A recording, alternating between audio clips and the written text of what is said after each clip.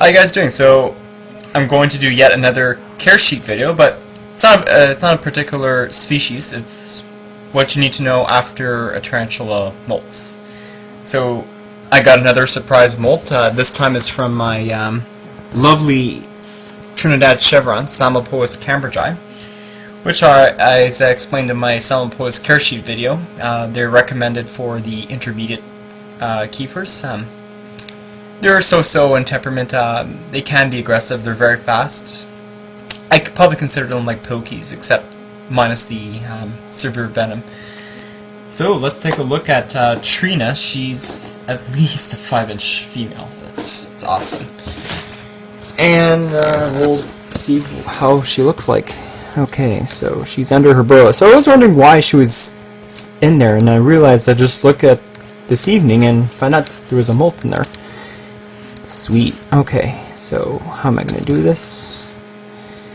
Okay.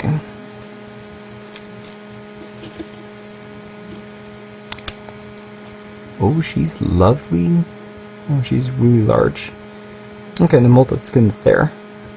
Okay, so when a tarantula molts, as I explained in my molting video, is that it turns upside down and literally pulls its old skin off of it, kind of like changing clothes. So at this stage, there's one important factor that you need to know: humidity. You always have to keep the tank very, very moist, because this facilitates the tarantula when it molts. That way it can have an easier time. If it's really, really dry, such as the case of my baby pink toe, it lost hydraulic pressure, so it lost a lot of fluid, so it became severely dehydrated, and she almost died, but luckily I saved her in a nick of time by putting her in an ICU. That's why I had an ICU video of her before my videos were hacked. Yeah, I'm still haven't gone over that, but okay, so when a tarantula molts, you'll see two tarantulas there. You'll see the lighter skin, which is the molted exoskeleton, and you see a little darker one. Well, the darker one is your actual real T. So what you do is very, very simple.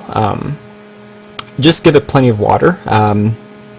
Note that you should not handle it or feed it or transfer it, because it's freshly molted and it's very, very volatile and very, very soft to handle.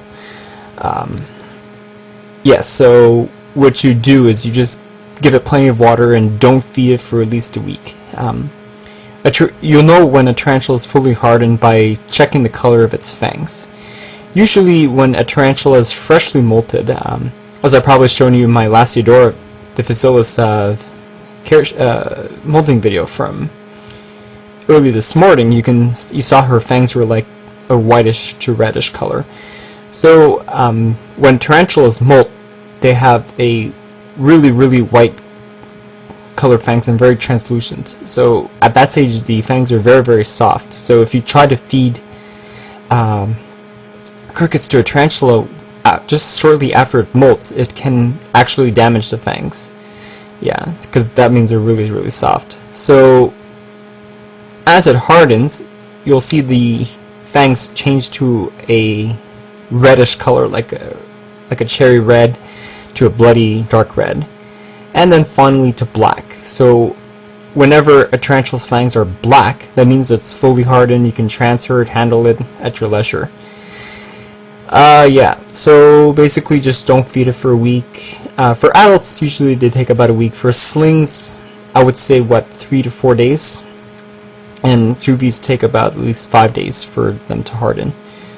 So that's probably wondering why she would never eat. So that's pretty sweet. So I'm pretty happy. It must be molting season this week. So be sure to get great pictures when a tarantula molts, because its newly molted threads are very, very vibrant in color. So that's the perfect time to get a molt out of her. And if you want to try to sex it, you just take the molted skin and check for spermathecae. If you have a spermathecae, you have a female. Congratulations. If not, then you got a male. That's why sometimes I'm disappointed in getting males, because males don't really live very long. and they're only used for breeding purposes, whereas females are meant for keeping. That's why females are much more expensive than the males, because they live longer. So this is Trina, my, I think, 5-inch female Samapoas cambridgei, Trinidad chevron. Awesome. Gotta love it.